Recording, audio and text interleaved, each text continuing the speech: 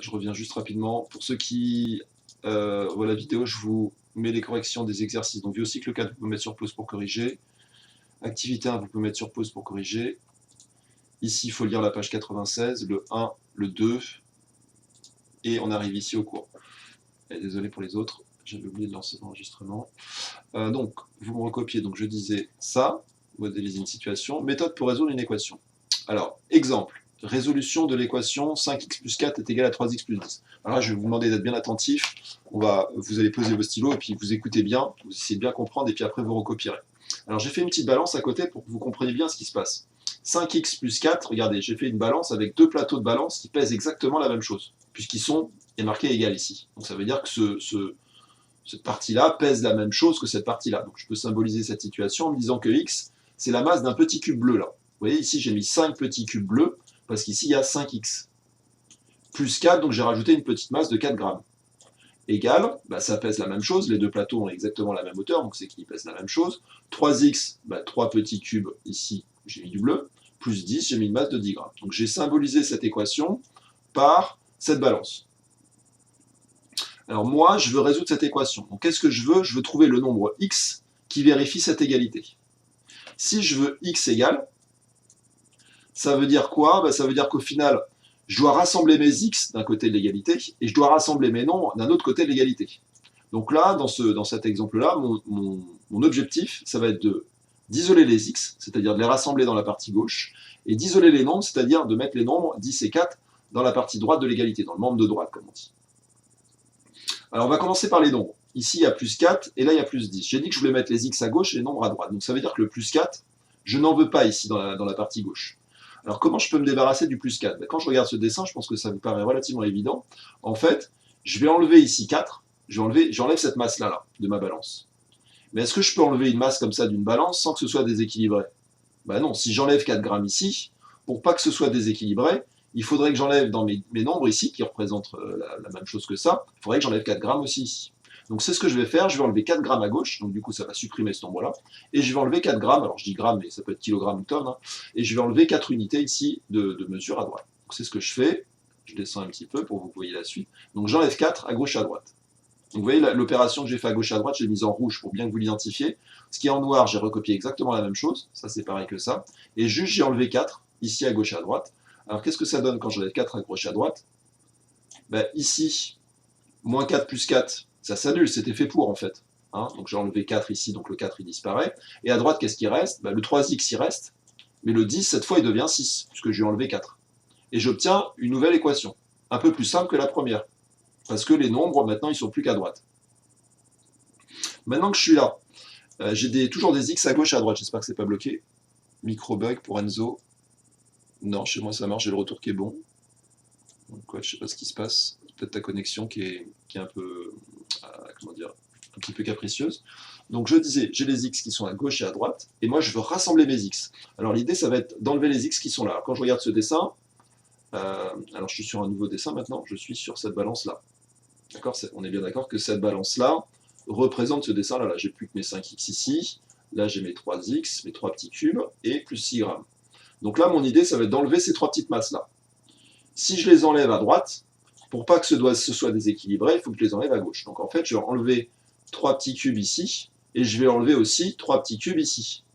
Donc je vais enlever 3x à gauche et à droite. Donc en fait, l'opération que je vais faire, c'est je vais enlever 3x à gauche, et je vais enlever 3x à droite. C'est ce que j'ai fait ici en rayant mes 3 petits cubes. Là, j'en ai enlevé 3x, et là, j'ai bien enlevé 3x. Donc quand j'enlève 3x à gauche, qu'est-ce qui reste? 5x moins 3x, il va me rester seulement que 2x, donc 2 petits cubes. Et à droite, il ne reste plus que 6, puisque 3x moins 3x, ça fait 0. C'est-à-dire que ces deux choses-là s'annulent. Et il ne reste plus que le 6. Et je me retrouve avec 2x égale à 6. Alors je vous montre la dernière balance. Là, je suis là, 2x égale à 6. Comment je fais pour trouver la masse de x?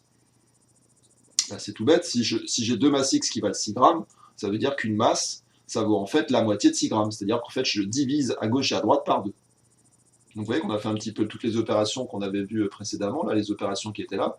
On a d'abord rajouté ou enlevé des choses, enfin on a plutôt enlevé des choses, et puis après là je vais diviser par 2 pour terminer le calcul. Donc je divise par 2 à gauche et à droite, et j'obtiens, donc 2x je divise par x, pardon, 2x je divise par 2 ça fait x, et 6 je divise par 2 ça fait 3, donc la solution c'est 3. Alors Alors j'enlève mon grabouillage là. Et puis vous pouvez recopier là, je pense que maintenant... J'essaie de retrouver mon x, je sais pas pourquoi il veut pas... Ah si, il me semblait. Et on écrit la petite phrase suivante, la solution de l'équation est x égale à 3. Alors, juste une petite chose avant que vous recopiez. Quand vous avez trouvé votre solution, vous pouvez vérifier mentalement ou par écrit qu'elle est bonne. Alors, comment est-ce qu'on fait ça? Ben, c'est tout bête, on réinjecte le x dans l'équation et on vérifie si on obtient la même chose à gauche et à droite. Alors, je le fais rapidement. Ah, zut. 2 secondes.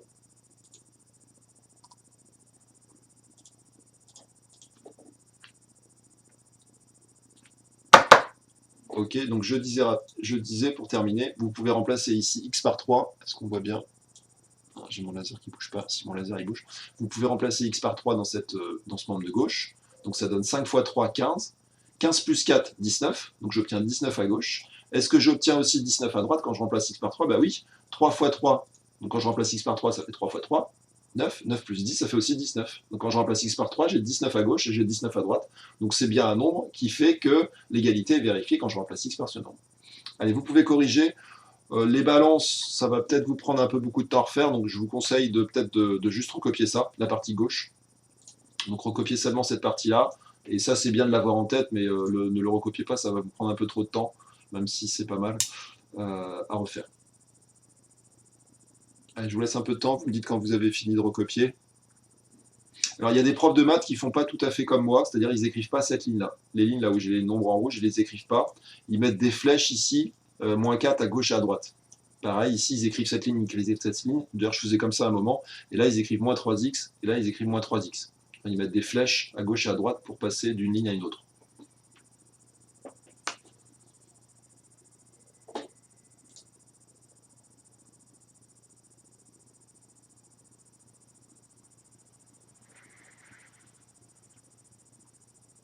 Alors cette méthode-là, essayez de bien la comprendre à la recopiant parce que vous allez l'utiliser dans quelques instants. Et c'est une méthode qui est vraiment très utile pour résoudre des équations.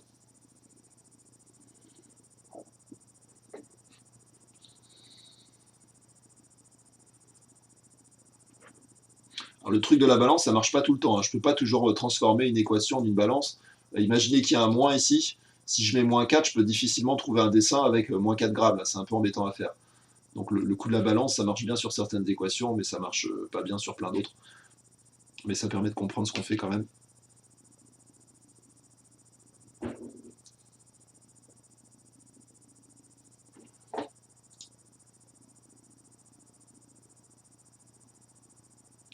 Je comprends pas ta question. Qu'est-ce que ça change de les mettre ou pas? Tu me parles des balances? Les balances, c'est juste que bah, si vous avez le temps de les faire, faites-les, mais j'ai peur que ça prenne un peu trop de temps et j'ai pas envie que vous passiez 1 heure à recopier ça. C'est juste pour gagner un peu de temps, c'est pour ça que je vous le disais de ne pas les recopier. Mais si vous avez le temps et si vous avez fini et vous voyez que les autres n'ont pas fini, vous pouvez continuer. D'ailleurs, pour ceux qui ont fini, plutôt commencer à regarder le travail qu'il y a à faire. Je vous mets juste les exercices. Je fais un petit copier-coller, je reviens.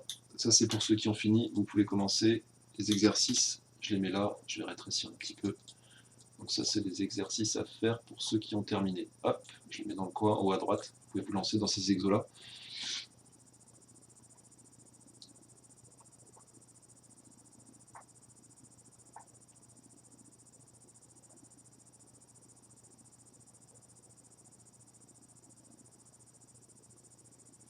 C'est vrai que l'intérêt de la balance, c'est qu'on comprend ce qu'on fait.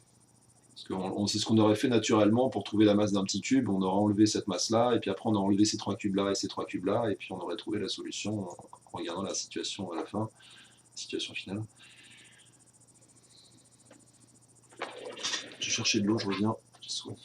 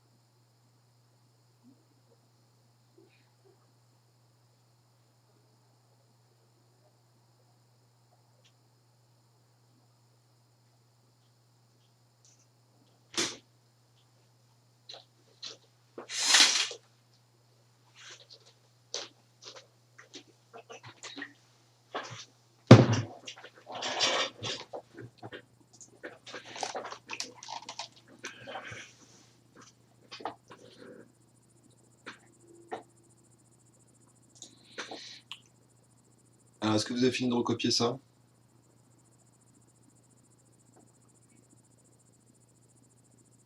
Victor me dit oui. Enzo aussi. Bon, bien, je passe à la suite. Alors, pour ceux qui n'ont pas compris, qui n'ont rien compris de ce que j'ai expliqué tout à l'heure, là, euh, vous pouvez regarder cette vidéo, mais si vous avez compris, enfin si vous pensez avoir compris ce que j'ai expliqué avec l'histoire des balances, de mettre les x d'un côté, de mettre les nombres de l'autre. Ah, alors attends, je regarde la fin, je mets une petite vidéo ici, je fais copier-coller, je réponds à la question de Phoebe et Pierce. Qu'est-ce qu'elle me dit? Qu'est-ce qu'il me dit? Je sais pas du coup qui parle. Alors c'est pas moins, c'est divisé à la fin. Attends, qu'est-ce que tu me dis? C'est un divisé là, tu vois pas les deux points là? Ici j'ai mis divisé. C'est que on voit peut-être pas les ronds là. À la fin c'est divisé par 2. Hein. C'est pas moins 2 bien sûr. Hein. Pour enlever ce 2 là, il faut pas faire moins 2, il faut faire diviser par 2. Parce que je vois bien que j'ai deux fois de masse, j'ai deux masses en trop. Donc il faut que je divise par 2 et donc je divise par 2. Ok? D'ailleurs, c'est une erreur assez courante, heureusement que tu me le dis. Alors, je sais pas si c'est Pierre ou Phoebe, mais c'est vrai qu'il y a pas mal d'élèves qui font moins 2 en se disant ah, si j'enlève 2, ça va enlever le 2 qui est là. Mais non, il faut vraiment diviser par 2 hein, pour enlever ce 2 là. On est obligé. C'est Pierre, c'est d'accord. Bah, c'était une bonne remarque, effectivement. Ça ne peut pas être un moins.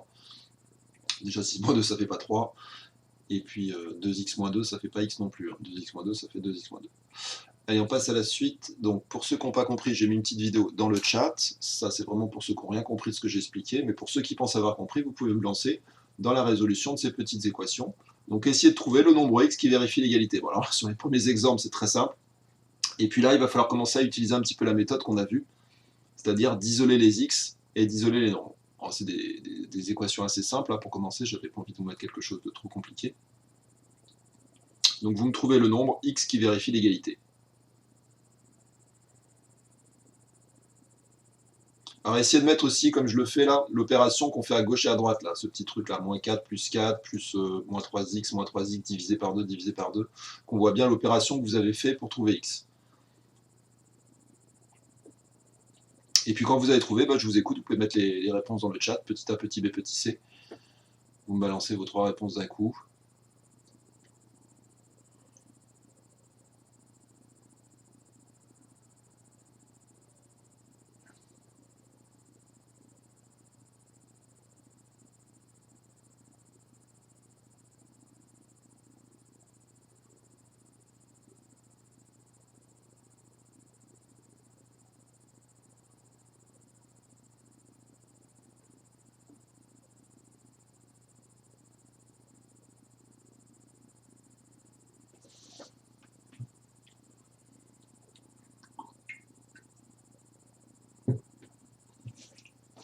Ah, je vous la remettrai, je pense, la petite vidéo là dans Pronote.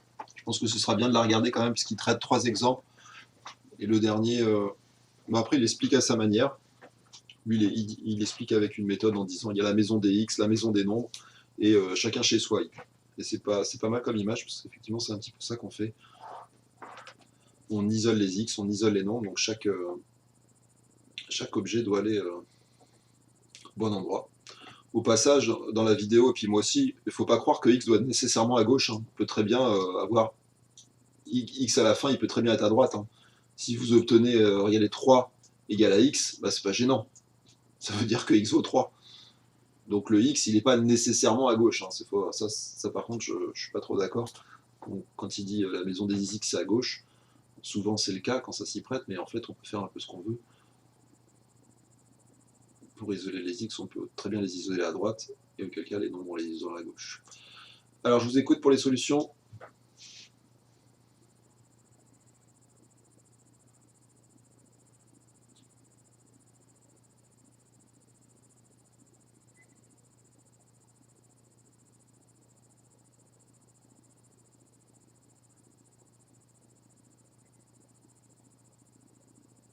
Alors, pour le C, vous pouvez presque repenser à la balance. Bon, pour le A et le B, il n'y a pas de grosses difficultés, normalement.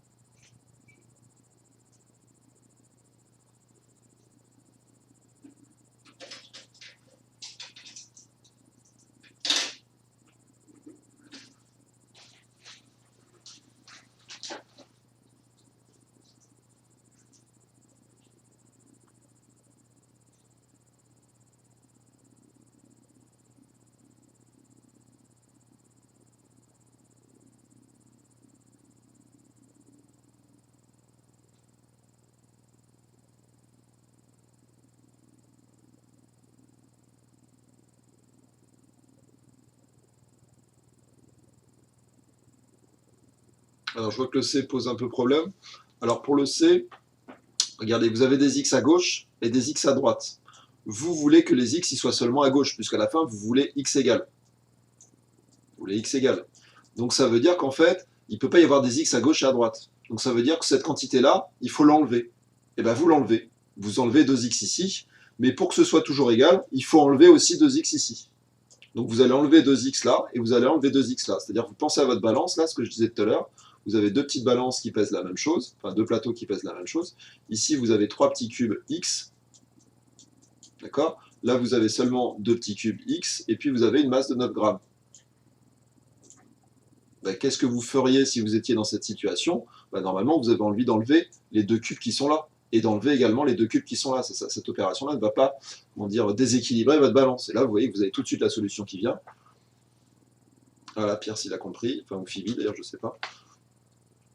Ben, je viens d'expliquer, Enzo, là, j'espère que tu as écouté. J'ai fait une petite balance, elle n'est pas très grande d'ailleurs, je peux zoomer un peu si vous voulez. J'ai fait une petite balance pour poser cette situation-là. Donc regarde, 3x, j'ai fait 3 petits cubes, 2x, j'ai fait 2 petits cubes, plus 9. Et moi, je veux trouver la masse d'un petit cube. Donc ce que j'ai envie de faire, ce que je disais, c'est de rassembler les x d'un seul côté, c'est-à-dire d'enlever cette quantité-là. Donc j'enlève ça, mais en contrepartie, pour que ce soit toujours égal, j'enlève également ici 2x. D'accord? Donc vous enlevez en fait 2x à gauche et à droite. C'est ça qu'il faut faire. Je les zoome et je regarde. Donc très bien pour Hugo, Gabriel, super, Cyprien. Donc Cyprien et Hugo, il manque le C. Et Phoebe et Pierre, ils avaient trouvé les 3, c'est super. Voilà, c'est ça. Alors il n'y a pas besoin de mettre le 1 en fait, Cyprien. On ne dit pas 1x, on dit x. X tout seul. Alors Émilie, tu as dû faire une petite erreur de calcul, là, je sais pas. Ah, tu me parles du premier, d'accord. Je croyais que tu me parlais du dernier, je ne comprenais pas. Oui, c'est ça pour le A, oui, Émilie.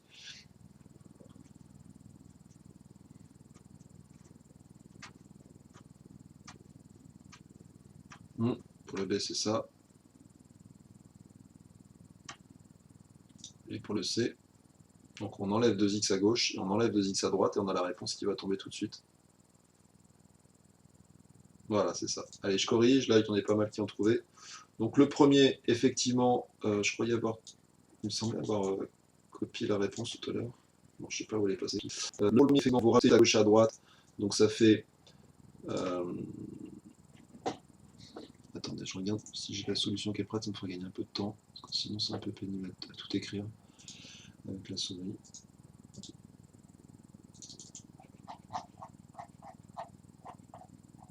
À mon avis, ils vont juste nous mettre les réponses. Ah non, ils ont détaillé, donc super, ça va juste de tout réécrire. Alors, je fais une petite capture d'écran, j'arrive 2 secondes. Hop. Donc pour le... Pour la solution de cet exercice, alors ils ont bien rédigé, vous ont bien expliqué comment faire. Pour la première, x moins 8 égale à 0, mais en fait on rajoute 8 à gauche et à droite. Donc le truc qu'il faut mettre en rouge, là c'est plus 8 à gauche, plus 8 à droite. Du coup, moins 8 plus 8 se supprime et on trouve x égale à 8. Bon, et puis on peut vérifier effectivement, 8 moins 8 ça fait bien 0. Ça on peut le faire de tête, hein, la vérification. Pour la deuxième, x plus 3 égale à 0, on enlève 3 à gauche et à droite, et du coup ça supprime le 3 qui est là. Parce que nous on voulait y égale, donc ça veut dire que le plus 3 qui est là, on n'en veut pas. Donc on enlève à gauche et à droite, et on se retrouve avec 0 moins 3, et 0 moins 3 ça fait moins 3. Et on peut vérifier, moins 3 plus 3 ça fait bien 0, donc la solution c'est bien y égale à moins 3.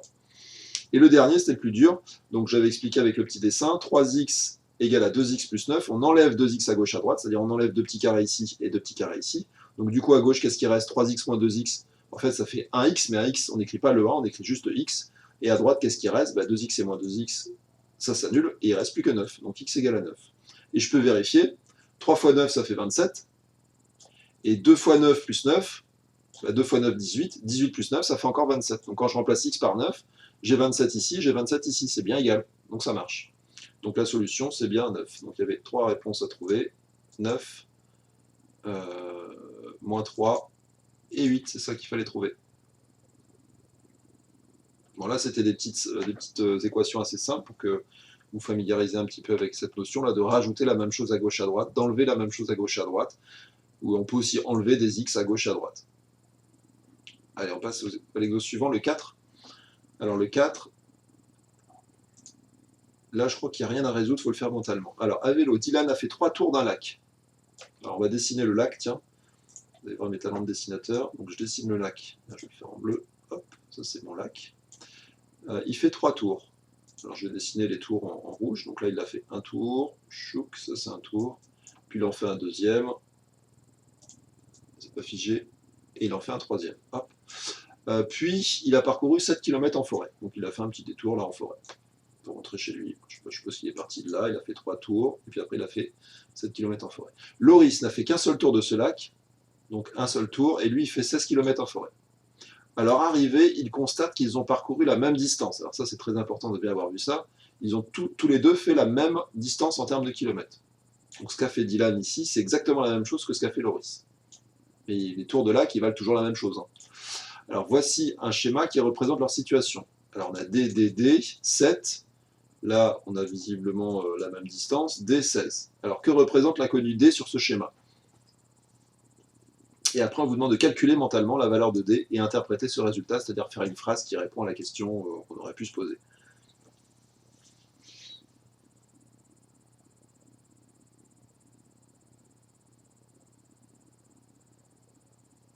Alors, qu'est-ce que c'est D d'après vous sur ce dessin?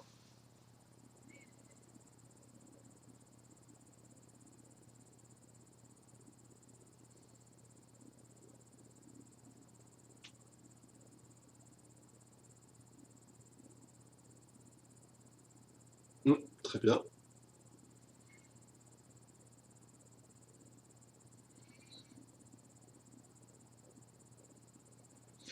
Alors, D, effectivement, Cyprien a très bien répondu. D, c'est la longueur du tour du lac. D'accord? Puisque quand on fait 3 tours, ici on a mis D, D, D. Donc on a fait 3 fois le tour du lac, plus 7. Donc ça c'est exactement la distance qu'a parcouru en fait Dylan. Il a fait 3 tours de lac, plus 7, et ça c'est la distance totale de son parcours. Loïc, lui, il a fait un seul tour de lac, 16 km en forêt, et ils ont exactement fait la même distance. C'est pour ça qu'ici on a mis 2 traits pour symboliser le fait qu'ils ont parcouru la même distance. Oui, c'est ça Enzo. D, c'est la distance d'un tour de lac, c'est ça. C'est ce qu'il fallait répondre au petit a. Alors maintenant, est-ce que vous êtes capable de nous trouver la valeur de D, c'est-à-dire la distance d'un tour de lac, grâce à ce schéma ou mentalement? Je vous laisse réfléchir. Si vous avez envie d'écrire une équation, enfin quoi qui est marqué mentalement. Donc là, il faut essayer de le faire mentalement.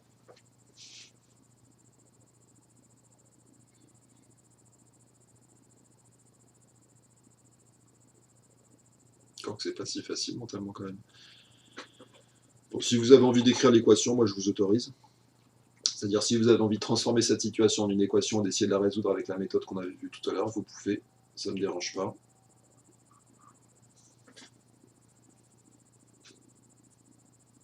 Encore que, oui, si on regarde bien le dessin, en fait, on voit ce qui se passe. Oui, si en fait, on peut trouver mentalement. Le dessin vous permet de résoudre la situation mentalement, en fait, si vous réfléchissez bien. Parce que là, vous avez la même chose, en fait.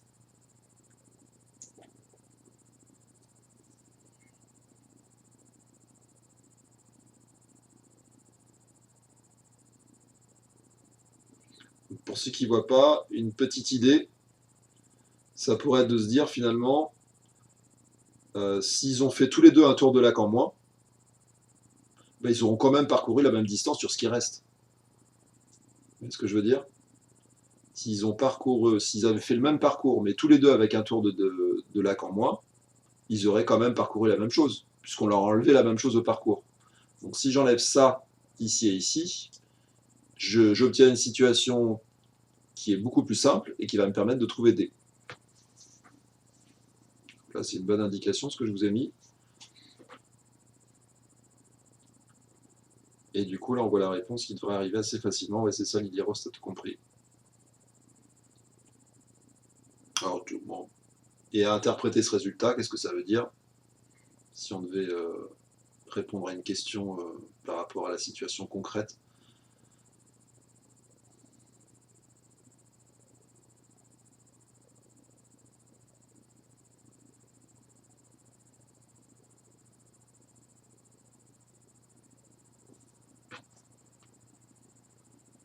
Ouais, c'est ça, très bien, Victor. Donc là, j'ai transformé ma situation en une autre situation un peu plus simple en me disant finalement, s'ils ont fait un tour de moins de lac tous les deux, ils auront quand même parcouru la même chose. Et là, avec ce petit dessin qui est là, c'est encore plus simple de trouver la réponse. Là, on peut vraiment le faire de tête. Tu as dû oublier la virgule, je pense, Camille. Parce que c'est une faute de frappe. Hein, oui, c'est ça, 4.5. Bon, bah, très bien, ceux qui ont trouvé 4,5, effectivement. Alors pourquoi 4,5? Bah, là, il y a 16. Donc ça veut dire que tout ça, ça vaut 16. Donc finalement, la distance des deux tours, c'est 16 moins 7.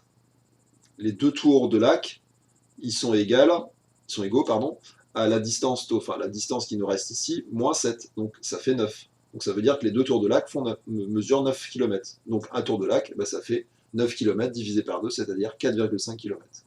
Alors ça, on aurait pu le faire avec une équation. Regardez, je peux vous le faire. 3 fois d, 3d, plus 7, c'est égal à d moins 16. Et vous allez voir que l'opération que j'ai faite, là, qui consiste, pardon, d plus 16, l'opération que j'ai faite où j'enlève d à gauche et à droite, ben, je peux la faire aussi ici. J'enlève d, donc ici j'enlève d, donc j'en ai plus que 2 dd. Donc 2d plus 7 égale à 16. Et après, quelle est l'opération? Alors je vais faire avec des flèches, tiens, ce sera plus simple pour moi pour rédiger. Donc là, j'enlève d à gauche et à droite, je fais moins d. Je fais moins d ici et je fais moins d ici. Et puis ici, on a enlevé 7 à gauche et à droite. Moins 7 ici, moins 7 ici. Là, je fais vraiment la résolution d'équation. Donc ça fait 2d égale à 2d égale à 16 moins 7, qui vaut 9. C'est ça. Et donc après, je divise à gauche et à droite par 2 et j'obtiens d égale à 4,5. Alors, qu'est-ce qu'il faut interpréter? Il suffit de dire maintenant que faut faire une phrase réponse par rapport à cette situation. Donc, il faut dire la distance d'un tour de lac est égale à 4,5 km. Là, il faut bien penser à mettre à l'unité. Quand on vous demande d'interpréter, il faut revenir au lac et à dire que ça vaut 4,5 km. Je vous mets la réponse qui doit être là, a priori. Je l'ai préparée. Hop. J'ai juste un divisé par 2 à mettre. Donc voilà, vous voyez que la résolution des équations, c'est pas que des maths pour faire des maths, ça peut nous permettre de résoudre des situations vraiment très concrètes, qui nous permettent de trouver un nombre qui manque dans une situation un peu énigmatique. Bon, je vous laisse corriger, 4,5 km, et puis ici, ils ont expliqué, mais c'est à faire mentalement, donc logiquement, on aurait pu mettre directement la réponse. Et D, on l'avait dit tout à l'heure, c'est la distance d'un tour de lac. Représente la longueur d'un tour de lac, il manque le 2 là. Je vous laisse quelques secondes pour corriger, puis après on peut passer au 11.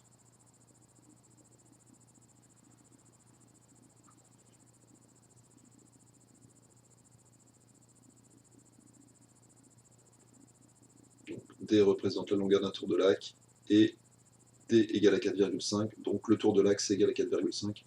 Je pense qu'il faut corriger ça, ça et ça. Bon, après, soit on réécrit tout ça, ou soit on réécrit tout ça, je sais pas, enfin, en même temps c'est marqué mentalement, donc normalement on ne doit pas trop justifier. Allez, je passe au 11. Alors voici des petites équations où ils vous ont bien mâché le travail. Ils vous ont mis les étapes intermédiaires qu'il fallait obtenir pour trouver la réponse. Donc lire en complétant les pointillés par les nombres qui conviennent. Donc, vous avez une équation, 3x moins 5 égale à 7. Vous voulez trouver x égale. Donc quelles sont les deux étapes que vous devez trouver avant de pouvoir, enfin l'étape du moins, l'étape intermédiaire que vous devez avoir pour trouver un petit peu plus tard x égale.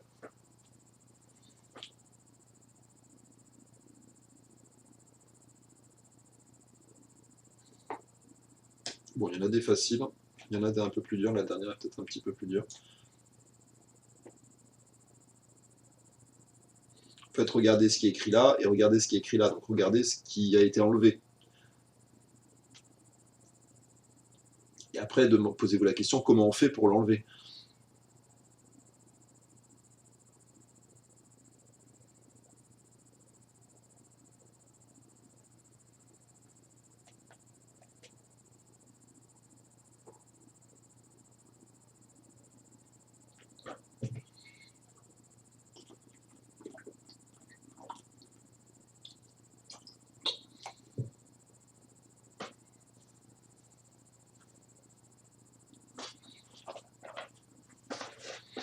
Bon, j'ai un peu abrégé le chapitre du coup sur les simulations de proba, puisque ce chapitre-là me paraît plus important que les probas, que vous ferez en troisième. Parce qu'il ne reste plus beaucoup de temps. Et il y a quand même des chapitres importants comme celui-là qu'il faut faire.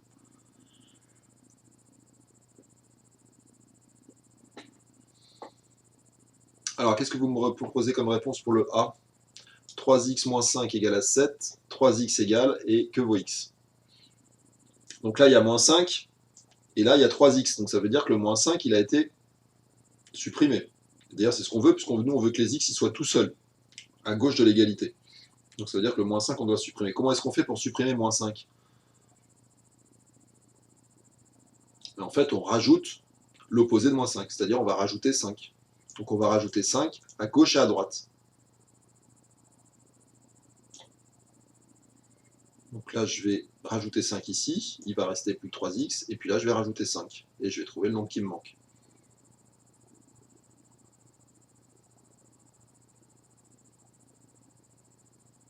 Très bien, Cyprien.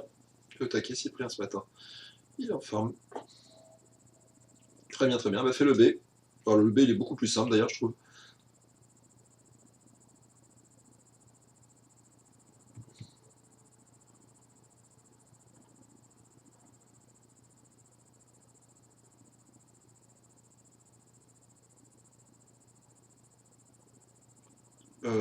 Gabriel, je sais pas ce que tu as fait là. Il fait une erreur de calcul. Et comme j'ai pas l'étape intermédiaire, je sais pas ce que tu as fait. Parce que là, tu es resté sur l'exo du lac, là. C'est toujours 4,5. Mais là, c'est plus 4,5, non. Je sais pas ce que tu as fait, Gabriel. Tu as dû te tromper quelque part. Ah, tu me parles peut-être du B, Gabriel? Comme t'as pas mis la référence. Ah, c'est pour le B, d'accord, j'y étais pas. Je pensais, comme tu m'as pas mis petit A, petit B, je pensais que tu étais encore sur le A. Comme je t'ai jamais vu répondre pour le A. Je remonte dans le chat. Ouais, non, je vois pas de réponse. Alors oui, c'est ça pour le B. Très bien, Hugo. Et alors, Pierce et Phoebe, ils sont passés directement au C. Ok, pourquoi pas. Alors, je n'arrive pas trop à comprendre. Ouais, c'est ça. Et après... Ouais, très bien, Pierce et Phoebe, bien joué, c'est ça pour le dernier. C'était pas facile le dernier. Donc pour le dernier, là, il y a 2T. Alors, ce qui est un peu perturbant, c'est que le 2T, là, il est à droite et là, ils l'ont passé à gauche. Mais en fait, vous pouvez très bien permuter tout ce qui est à gauche est à droite. Si vous avez A égale à B, ça veut dire que P est égal à A. Donc le membre de gauche, vous pouvez très bien décider à tout moment que le membre de gauche, vous le mettez à droite et inversement, le membre de droite, vous le mettez à gauche. Ouais, c'est ça, Enzo. Très bien pour le dernier aussi.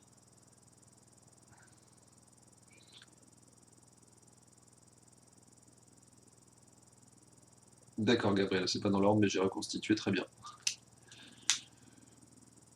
Eh bien, on va pouvoir corriger. Là, je vois que j'ai pas mal de bonnes réponses dans le chat. Là, félicitations à ceux qui ont bien répondu. Donc, pour le premier, effectivement, on rajoute 5 à gauche et à droite. Donc, quand je rajoute 5 à gauche et à droite, bah, ce moins 5 là, il disparaît. Et du coup, le 7, il devient 7 plus 5. 7 plus 5, ça fait 12. Donc là, logiquement, il faut écrire 12. D'accord? Puis après, moi, j'ai 3x égale à 12. Donc, ce 3 là, je veux le supprimer. Alors, il ne faut surtout pas faire moins 3. Moins 3 ne va pas enlever ce 3. Là, vous avez 3x, ce qui veut dire que vous en avez 3 fois de trop. Vous avez une quantité x qui a été multipliée par 3. Donc pour enlever le x3, il faut diviser par 3. Donc là, je divise ce truc-là par 3. Et donc je divise aussi ce truc-là par 3. C'est comme si vous aviez acheté 3 t-shirts et que ça coûtait 12 euros.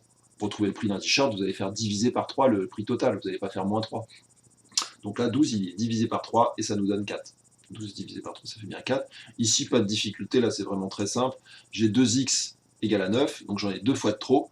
Donc je divise à gauche et à droite par 2. Donc je divise par 2, bah, ce 2 là supprime, et 9 divisé par 2, ça fait 4,5. Et pour le dernier, j'ai 2t moins 4 égale à moins 8. Et là, ils mettent 2t égale. Donc en fait, ce membre de droite, là, on va le mettre à gauche, membre de gauche. On va transformer le membre de droite en membre de gauche, pour que le 2t soit du bon côté. Donc je vais enlever après, je vais rajouter ici plus 4 pour enlever ce moins 4. Donc je rajoute plus 4 à gauche et à droite. Donc quand je rajoute plus 4, bah, 2t moins 4 devient 2t. Et moins 8 plus 4, ça devient moins 4. Moins 8 plus 4, je suis à moins 8 degrés, je rajoute 4 degrés, je suis à moins 4. Et après, bah, j'ai 2t égale à moins 4, bah, je divise à gauche et à droite par 2, parce que j'ai 2 fois t, donc j'en ai 2 fois de trop dt, et je divise moins 4 par 2, ça fait moins 2. Donc ça nous donne ces réponses-là. Je vérifie avec la réponse. A priori, c'est pareil. Alors des fois, ils mettent des x, j'aime pas trop les x là quand ils mettent comme ça. Normalement, c'est des x arrondis, parce qu'on peut les confondre avec des fois sinon. Bon, je vous laisse corriger. 12, 4, 4,5, moins 4 et 2, et moins 2, c'était ce qu'il fallait mettre dans les petits trous. On peut passer, je pense, à l'exercice suivant. Je vous laisse quelques secondes pour corriger, pour ceux qui n'avaient pas eu le temps de le faire. Donc là, on n'a pas mis les opérations, hein, mais je vous les ai dit oralement. Là, on a fait plus 5 à gauche à droite. Là, on a fait diviser par 3 à gauche à droite. Là, on a fait diviser par 2 à gauche à droite. Ici, on a fait plus 4 à gauche à droite. Et après, on a fait diviser par 2 à gauche à droite. Vous voyez, j'insiste bien, à chaque fois que je le dis, je me force à le dire à gauche et à droite. C'est-à-dire que l'opération que je fais à gauche, il faut nécessairement la faire à droite pour que l'égalité ne soit pas biaisée. Allez, on passe au 13. Encore quelques secondes pour ceux qui n'auraient pas eu le temps de corriger. Alors, l'exercice 13 que voici. Alors c'est un exercice, je crois, vous ne le voyez pas ici, mais ça c'est marqué calcul mental, hein, pour tous les exercices 13, 14, 15. Donc là, c'est à faire mentalement. Donc je vous le mets peut-être quand même, calcul mental. Je vais rajouter calcul mental. Bon, c'est assez facile d'ailleurs, si vous avez des idées claires, ça vient assez naturellement.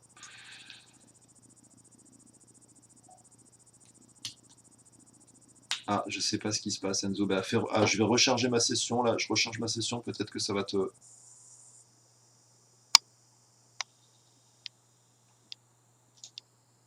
Bon, j'ai rechargé la session. Hop, hop.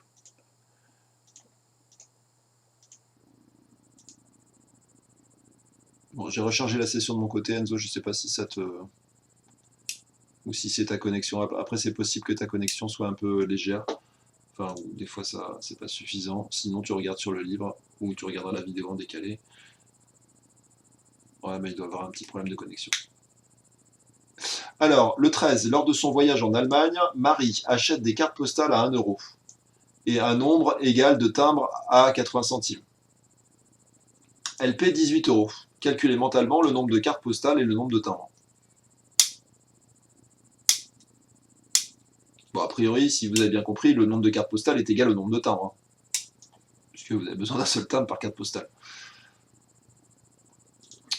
Donc on vous demande combien de cartes postales et combien de timbres a-t-on acheté. Bon là c'est très simple, ça doit venir assez rapidement normalement. Alors, vous pouvez essayer d'écrire une équation si vous voulez, et normalement ça fait mentalement.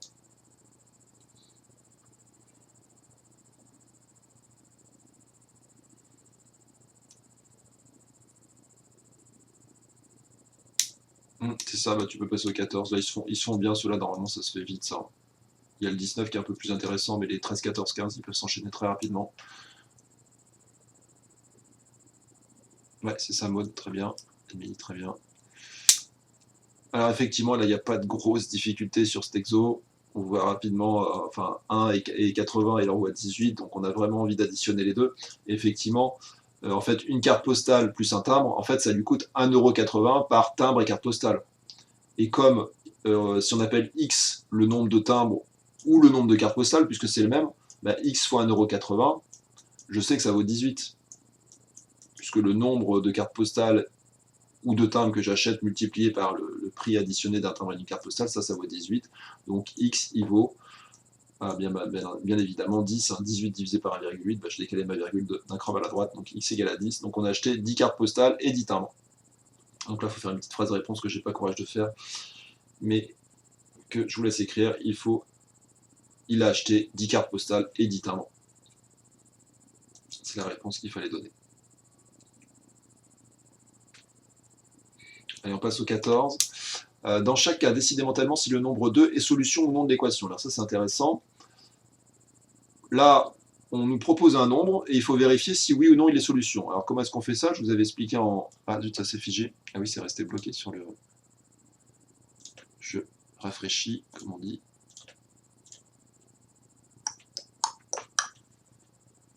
Voilà, c'est revenu. Donc je disais, vous remplacez x par 2 dans le membre de gauche, éventuellement dans le membre de droite, et vous regardez si oui ou non vous obtenez la même chose à gauche et à droite. Si c'est oui, ça veut dire que le 2 est solution. Si ça ne marche pas, ça veut dire que 2 n'est pas solution de l'équation. Ah, par contre, je vois que c'est l'heure là. Alors je vous mets juste la correction du 14. Et puis je vous laisse regarder ça. Donc le 14. Zut. Je sais pas, il y a mon truc.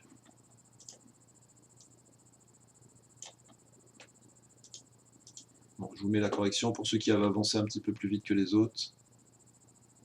Comment on fait coller. CTRL V, a priori ça devrait marcher. Donc pour le premier, quand je remplace x par 2, bon, je le fais rapidement, 3 fois 2, 6, 6 moins 5, ça fait 1, donc ça marche.